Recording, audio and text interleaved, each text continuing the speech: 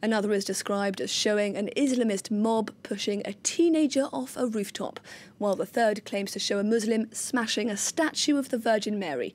The footage was originally posted by Jada Frenson, deputy leader of the far-right group Britain First.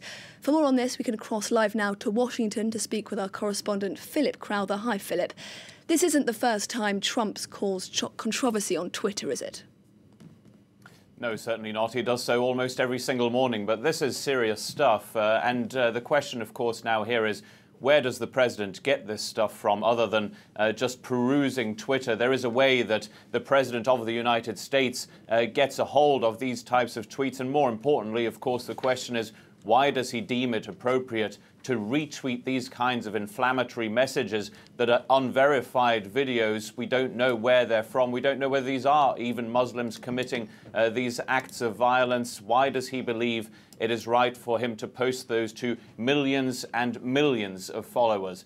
But you're absolutely right. This is not the very first time he does this. First of all, there has been anti-Muslim sentiment and rhetoric from the US president, both as a president and as a presidential candidate.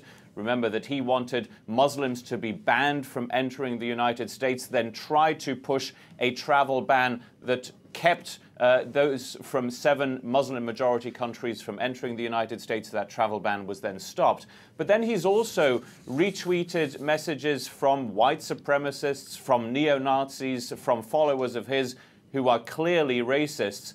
This time around, we at least believe that the origin of this tweet, or at least the president's attention turning to it, might be from a conservative commentator who also retweeted one of those messages on Tuesday, so one day ago. But again, for those tweets, this kind of inflammatory messaging that could turn into more anti-Muslim sentiment in the United States to come from the account of the President of the United States, well, that is something that is quite unbelievable.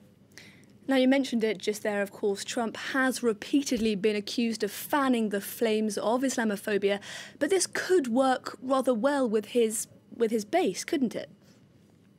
Yeah, it could actually, because his base so far, after all, those who are sticking with Donald Trump, those who voted for him and still believe that everything he's doing right now and has done during his presidency has been the right thing to do, will also agree with this.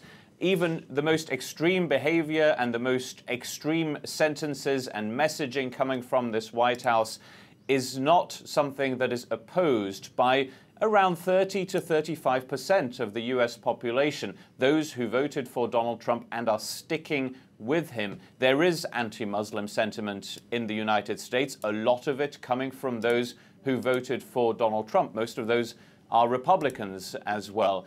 This might go down rather well with them. This also, by the way, went down very well with the person who tweeted these messages in the first place, the deputy leader of this, call it a political party if you will, but an extremist group in Great Britain. She sent a message later on congratulating herself essentially and Donald Trump, the US president, for retweeting those messages to millions of followers.